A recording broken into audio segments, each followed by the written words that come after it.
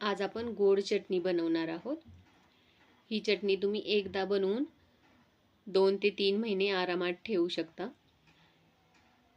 आणि आपल्याला जेव्हा हवे असेल तेव्हा आपण 1 ते 2 चमचा घेऊन पाण्यामध्ये ॲड करून वापरू शकतो। तर चला मग आता आपण सुरुवात करूया। आपल्याला ही चटणी बनवण्यासाठी चिंच घ्यायची आहे। मी इथं 1 वाटी चिंच घेतलेली आहे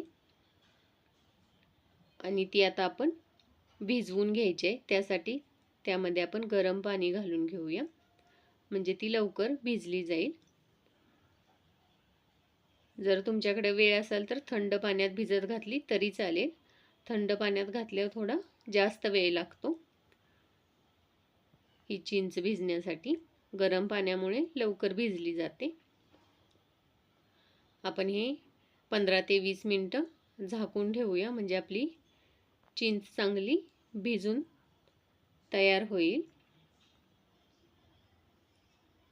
आता इथं चिंच मी चांगली 15 ते 20 मिनिटं भिजवून घेतलेली आहे आणि आता चांगली भिजलेली सुद्धा आहे। तर आता आपण ही बारीक करून घेऊया।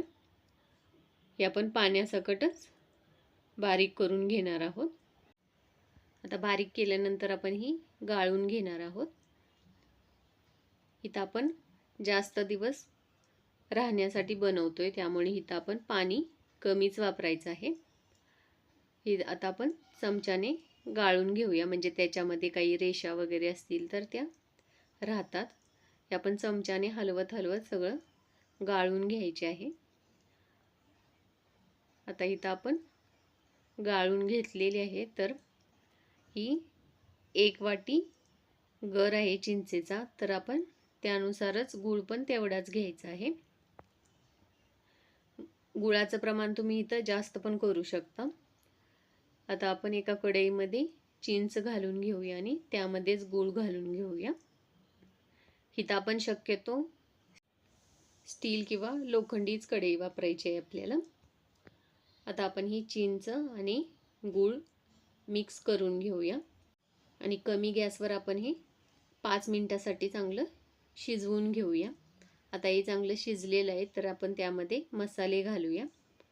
तर इथं पाव चमचा आपल्याला काळी मिरी पूड घालायचे, अर्धा चमचा धने जिरे पूड घालायचे, अर्धा चमचा चाट मसाला, 1 चमचा लाल मिर्च पावडर, अर्धा चमचा काळं मीठ आणि अर्धा चमचा आपण नॉर्मल मीठ वापरणार आहोत। हे आता एकदा मिक्स करून घेऊया आणि 2 मिनिटासाठी परत आपण हलवून घेऊया। हे आता तयार झालेलं आहे आणि इथं आपली चटणी पण आता घट्ट अशी झालेली आहे। तुम्हाला ही जर लगेच वापरणार असाल तर तुम्ही इथं पाणी ॲड करू शकता, पण आपण ही स्टोअर करण्यासाठी करतोय, त्यामुळे इथं आपण पाण्याचा यूज नाही करणार आहोत। आता ही आपण गॅस बंद करून घेऊया आणि थंड करून घेऊया।